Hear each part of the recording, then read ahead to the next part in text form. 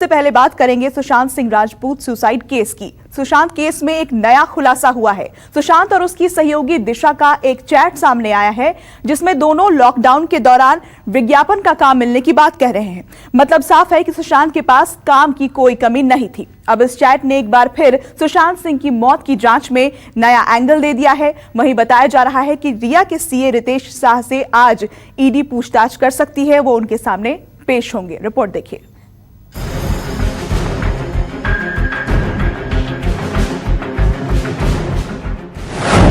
सुशांत और दिशा की चैट से नया खुलासा।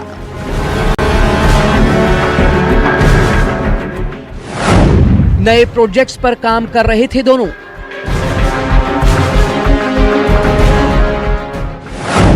मौत से पहले कांटेक्ट में थे सुशांत और दिशा।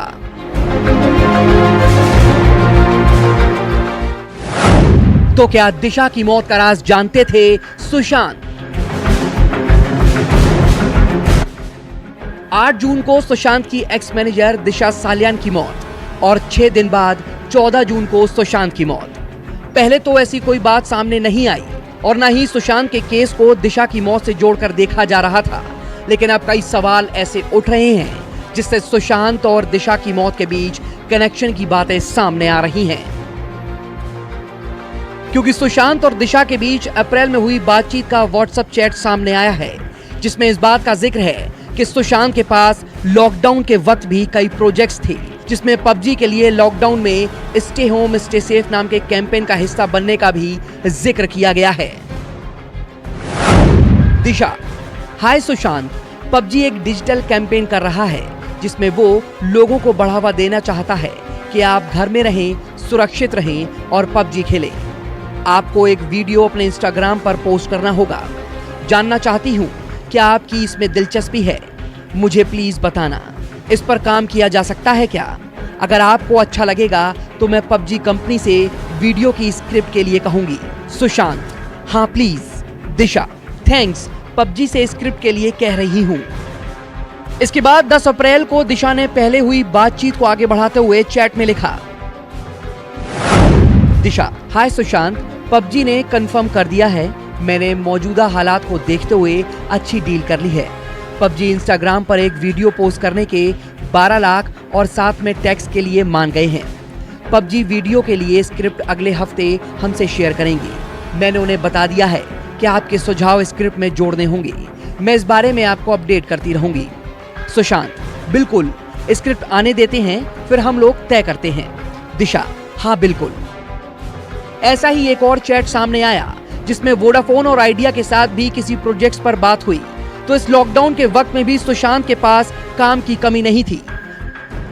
तो जाहिर है सुशांत को काम न मिलने वाली बात दिशा और सुशांत की चैट साफ नकार रही है।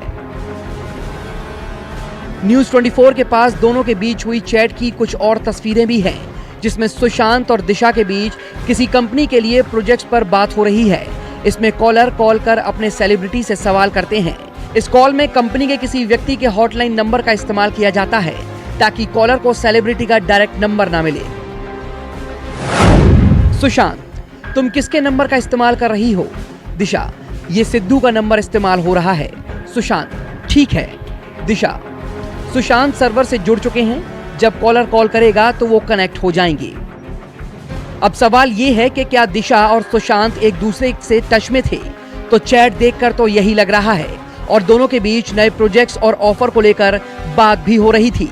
यानी ये बात साफ है कि दिशा सुशांत का पीआर मैनेज कर रही थी और यही कारण है कि दोनों की मौत को एक दूसरे से जोड़कर देखा जा रहा है। इस बात का जिक्र सुशांत के दोस्त ने भी किया, जिसका एक्सक्लूसिव बयान न्यूज़ 24 ने आपको दिखाया था। आत्महत्या नहीं है, ये तो मेरा पर्सनल व्यू तो है ही जी। मैंने जहाँ से इंफॉर्मेशन निकाली, this case is directly connected with the Disha case ji.